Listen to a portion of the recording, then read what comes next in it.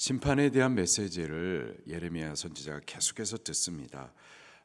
예레미야가 다시 여호와 하나님 앞에 간절히 기도하고 이에 대해서 하나님께서 다시 심판에 대한 응답을 말씀하세요. 19절을 같이 읽겠습니다. 시작. 주께서 유다를 온전히 버리시나이까? 죄 심령이 시온을 싫어하시나이까? 어찌하여 우리를 치시고 치료하지 아니하시나이까? 우리가 평강을 바라도 좋은 것이 없고 치료받기를 기다리나 두려움만 보나이다. 예레미야 선지자가 이스라엘 편에 서서 하나님 앞에 중보합니다. 우리를 정녕 버리실 겁니까? 우리를 싫어하십니까? 이대로 치시고 망하게 하실 겁니까? 20절에 여호와 하나님, 우리는 우리의 죄악을 인정합니다. 그러나 21절에 하나님의 언약을 기억하시면서 우리를 패하지 마시옵소서. 22절에 우리가 주를 앙망하옵니다. 제발 좀 이 나라 이 민족 멸하지 마시옵소서. 심판치 말아 주시옵소서. 제발 이 민족 다시 한번 기회를 주시옵소서. 중보합니다. 이에 대해서 여호와께서 15장 1절부터 9절에 대답해 주시는데요, 심판하실 것이다 라는 거예요. 1절 말씀입니다. 시작. 여호와께서 내게 이르시되 모세와 사무엘이 내 앞에 섰다 할지라도 내 마음은 이 백성을 향할 수 없나니 그들을 내 앞에서 쫓아내보내라. 모세와 사무엘, 하나님께서 크게 인정하신 하나님의 종들입니다. 모세라고 하면 하나님께서 친히 얼굴과 얼굴을 대면하듯 그렇게 가까이 친밀히 알아주셨던 종이었었죠. 사무엘, 하나님께서 친히 준비하여 세우신 제사장이었었습니다. 근데 그들이 하나님과 이스라엘 백성들 사이에 중보자로 서가지고 이스라엘을 위해서 하나님 앞에 간절히 구한다 하더라도 내가 이 백성을 향할 수가 없다라고 말씀을 하세요. 그러면서 그들에게 이러한 심판을 선언하십니다. 2절 말씀입니다. 시작. 그들이 만일 내게 말하기를 우리가 어디로 나아가리요 하거든 너는 그들에게 이르기를 여호와께서 이와 같이 말씀하시니라. 죽을 자는 죽음으로 나아가고 칼을 받을 자는 칼로 나아가고 기근을 당할 자는 기근으로 나아가고 포로 될 자는 포로됨으로 나아갈지니라 하셨다 하라.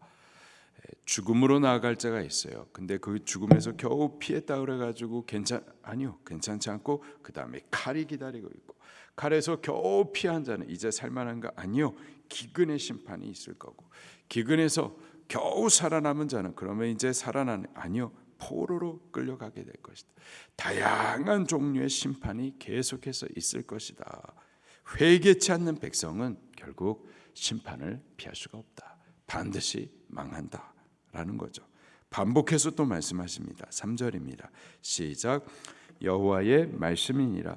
내가 그들을 네 가지로 벌하리니 곧 죽이는 칼과 찢는 개와 삼켜 멸하는 공중의 새와 땅의 짐승으로 할 것이며, 칼과 개와 새와 짐승 어딜 가든지 어떤 모양이든지 반드시 심판을 받는다라는 거예요.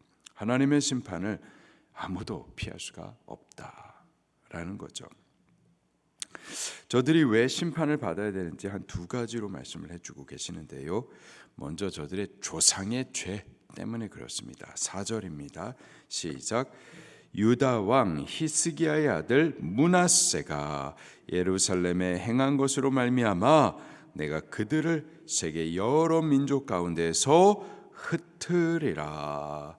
히스기야의 아들 므낫세, 그의 행한 죄로 인하여서 하나님께서 이 민족을 심판하겠다 말씀하세요. 히스기야는 저가 왕이 되자마자 이 닫혀 있었던 성전을 정결하게 하는 일들을 했었었죠. 우상, 나라 안에 모든 그 더럽게 하는 그 우상들을 갖다가 다 찾아가지고 멸하는 일들까지 했었습니다. 그의 어머니가 또 우상 섬기는 일을 하자 또 그 어머니를 폐위시키기까지 인정선을 뛰어넘기까지 하나님을 위한 열심으로 나라를 정결케 하는 일들을 했었어요. 그런데 그 아들 므낫세는 그 아버지가 했었던 주를 위한 그 모든 일들을 갖다 또 뒤집어 버립니다. 뒤집어서 하나님 떠나고 우상 만들고 심지어 성전에다가 일월 성신을 위한 이 제단을 쌓기도 하고 이런 악행을 본인이 하는 것뿐만 아니라 백성들까지도 그렇게 하도록 강요를 했었었죠. 이 므낫세로 인해서 나라가 정말 하나님 앞에 회개할 수 없을 정도로 하나님의 심판이 선언될 수밖에 없도록 그렇게 큰 죄악을 범했었던 겁니다. 이러한 죄로 인하여서 그 조상의 죄로 인하여서 그 조상의 죄가 후대에 흘러서 그래서 심판받을 수밖에 없다라는 거죠. 그러면은 조상의 죄 때문에 그래서 그 후대가 심판을 받는 것이냐? 그것만은 또 아니에요. 그 후대가 죄를 끊을 수 있죠. 회개할 수 있습니다. 회개하면은 사는 거예요. 근데 그 후대가 그 조상의 죄악을 그대로 따르기 때문에 그렇습니다. 5절부터 또 계속해서 보도록 하겠습니다. 5절 6절 시작. 예루살렘아 너를 불쌍히 여길 자 누구며 너를 위해 울 자 누구며 돌이켜 내 평안을 물을 자 누구냐.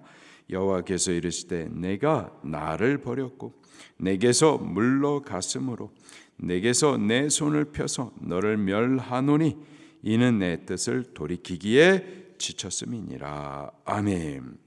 조상의 죄뿐만이 아니고요. 그 후대가 저들도 그 조상의 죄를 버리지 않고 그 조상의 죄악을 그대로 이어받아 여호와 하나님을 버리고 여호와께로부터 물러났기 때문에 그렇죠.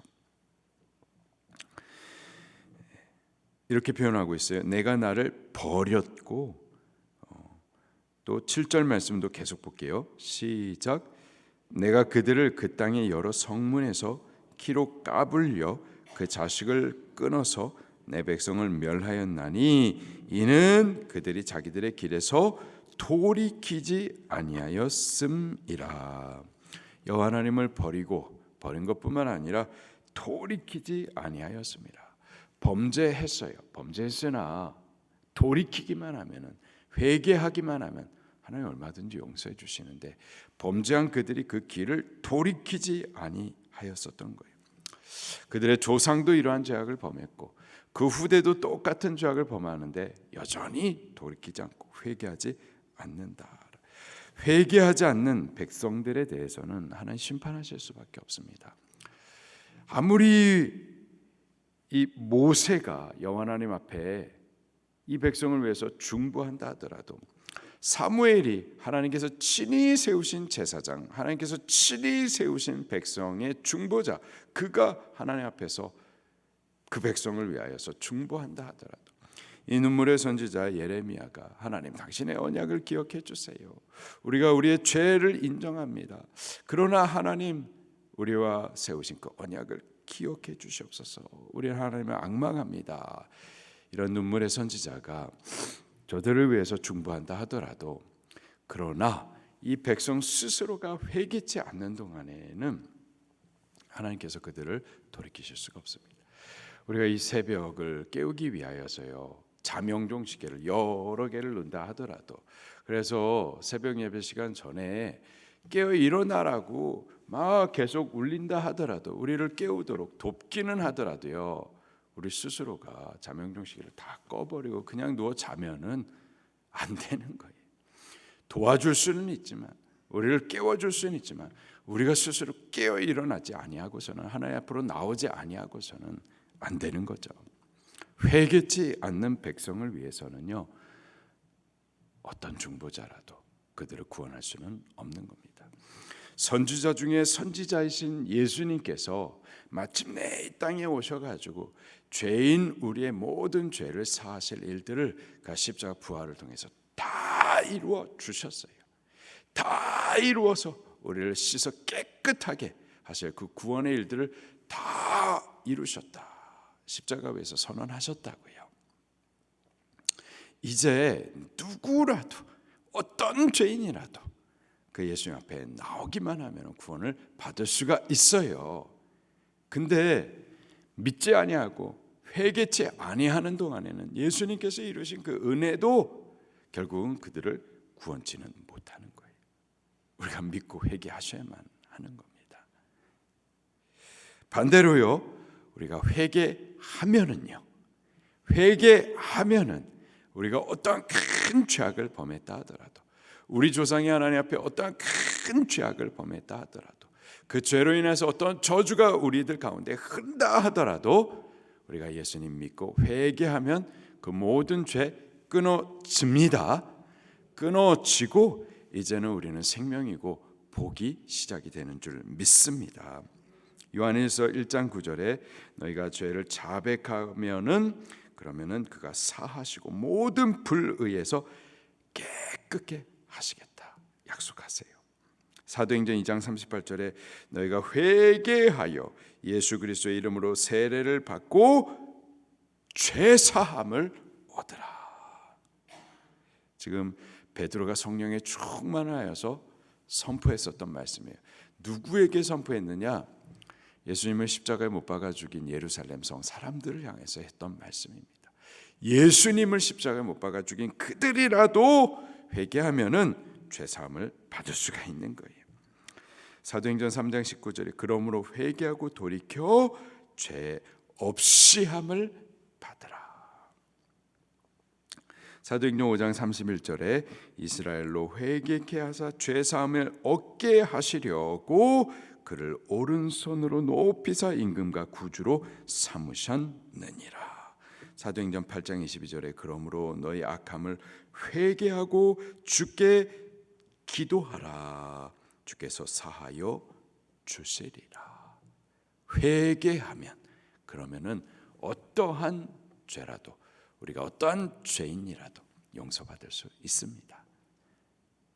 2023년도가 얼마 남지 않았는데 우리 회개함으로 깨끗이 사함을 받으십시다.